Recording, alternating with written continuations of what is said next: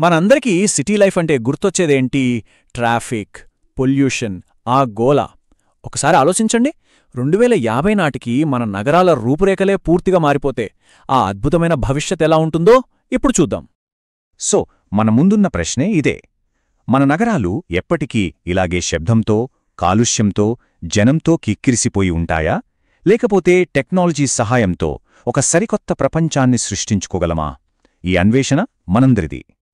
అయితే ఇది కేవలం ఏదో కల కాదు. ఆర్టిఫిషియల్ ఇంటెలిజెన్స్ అంటే ఏఐ మన సిటీల సమస్యలకు ఎలాంటి పరిష్కారాలు చూపిస్తుందో చూస్తే ఆశ్చర్యపోతాం. మన ఫ్యూచర్ సిటీల మొదటి రూపం ఇదే. అన్నింటికన్నా ముందుగా మొబిలిటీ అంటే మన ప్రయాణాల్లో రాబోయే విప్లవం గురించి మాట్లాడుకుందాం.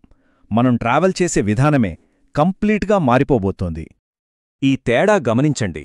ఇప్పుడు మన పరిస్థితి ఏంటి? గంటల తరబడి ట్రాఫిక్ జామ్లో ఇరుక్కుపోవడం. కాని 2050లో మన ప్రయాణం కేవలం రోడ్లకే పరిమితం కాదు, ఆకాశంలో కూడా సాఫీగా, ఎలాంటి అడ్డంకులు లేకుండా సాగిపోతుంది. ఇదెలా సాధ్యమంటారా? Personal flying pads. అవును, గాల్లో ఎగిరే చిన్న వాహనాలు మనల్ని నేరుగా డెస్టినేషన్కి తీసుకెళ్తాయి. అల్ట్రాఫాస్ట్ హైపర్లూప్ సిస్టమ్స్ సిటీని నిమిషాల్లో చుట్టేస్తాయి. ఇక మన చుట్టూ డ్రోన్లు సైలెంట్గా గూడ్స్ డెలివరీ చేస్తుంటాయి. మరి ఆకాశంలో ప్రయాణం చేస్తున్నామంటే మన బిల్డింగ్స్ కూడా ఆకాశాన్ని తాకాలి గదా? అయితే ఇవి మామూలు ఆకాశ హర్మ్యాలు కావు. ఇవి ఎనర్జీ ఎఫిషియెంట్ స్ట్రక్చర్స్. అంటే వాటికి కావలసిన పవర్ని అవే తయారు చేసుకుంటాయి. దీనివల్ల సిటీ కార్బన్ ఫుట్ప్రింట్ అమాంతం తగ్గిపోతుంది. ఓకే, ట్రాన్స్పోర్ట్ గురించి చూశాం కదా, కానీ అది ఒక భాగం మాత్రమే. అసలు టెక్నాలజీ మన డైలీ లైఫ్లో ఎలా కలిసిపోతుందో చూస్తే మైండ్ బ్లోయింగ్ అనిపిస్తుంది. మన ప్రతి అవసరాన్ని ఏఐ ముందుగానే ఊహించి సిద్ధం చేస్తుంది.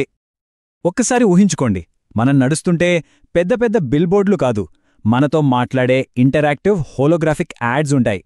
ఏదైనా ఆర్డర్ చేస్తే సైలెంట్ డ్రోన్లు క్షణాల్లో నేరుగా మన ఇంటి కిటికీ దగ్గరకే డెలివరీ చేస్తాయి. అంతేకాదు, మన బట్టల్లోనే పర్సనల్ ఏఐ అసిస్టెంట్ ఉంటుంది. ఇక ఇంటర్నెట్ స్పీడ్ అంటారా? సెకండ్లో ఒక లైబ్రరీ మొత్తం డౌన్లోడ్ చేయొచ్చు.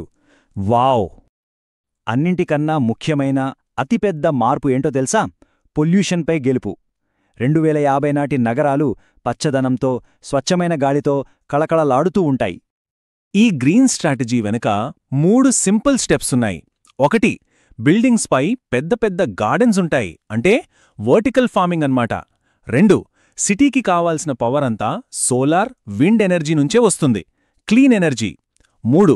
ప్రతి నీటి బొట్టుని పూర్తిగా రీసైకిల్ చేస్తారు. ఈ మార్పు వల్లొచ్చే రిజల్ట్ అద్భుతం.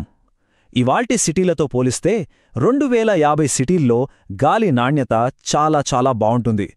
ఎయిర్ క్వాలిటీ ఇండెక్స్ చాలా తక్కువ ఉంటుంది. అంటే మనం పీల్చే గాలి స్వచ్ఛంగా, ఆరోగ్యంగా ఉంటుంది. అంతకంటే ఏం కావాలి? ఇది కేవలం నంబర్స్, డేటా గురించి కాదు. ఇది ఒక ఎమోషన్. పొల్యూషన్ లేని వాతావరణం అంటే ఏంటో తెలుసా? మన నెక్స్ట్ జనరేషన్, మన పిల్లలు రాత్రిపూట ఆకాశం వైపు చూస్తే చుక్కలు క్లియర్గా కనిపించాలి. ఆ అనుభవం అద్భుతం కదా. సరే, ఇదంతా బావుంది. ఇంత టెక్నాలజీ, ఇంత మోడర్న్గా ఉన్నప్పుడు మరి మన సంస్కృతి, మన సంప్రదాయాల సంగతేంటి? పురోగతికి, మన వారసత్వానికి మధ్య బ్యాలెన్స్ ఎలా ఉంటుందో చూద్దాం. చూడండి, ఇప్పుడు చాలా చోట్ల మన పాత చారిత్రక కట్టడాలు కొత్తగా కట్టిన పెద్ద పెద్ద బిల్డింగ్స్ మధ్యలో ఎక్కడో చిన్నవిగా కనిపిస్తాయి.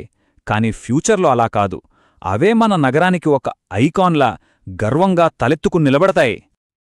ఒక ముఖ్యమైన మాటేంటంటే, టెక్నాలజీ మన కల్చర్ని రీప్లేస్ చేయదు, దాన్ని ఇంకా బలపరుస్తుంది. అవును, టెక్నాలజీ అనేది మన వారసత్వాన్ని ప్రపంచానికి ఇంకా గొప్పగా చూపించడానికి ఒక పవర్ఫుల్ టూల్ అవుతుంది. ఈ రెండూ కలిస్తే మన సమాజం ఎంతలా మారిపోతుందో ఊహించండి. భాష అనేది అడ్డంకి కాదు. జనరేషన్స్ మధ్య గ్యాప్ ఉండదు.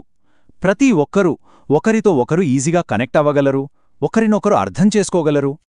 సో 2050లో మన నగరం ఎలా ఉండబోతోందో ఒక క్లియర్ విజన్ మన ముందుంది. అయితే ప్రశ్నేంటంటే, ఈ విజన్ని రియాలిటీగా మార్చేదెవరు? ఈ అద్భుతమైన భవిష్యత్తుని నిర్మించాల్సిన బాధ్యత మనందరిపైన ఉంది, రైట్?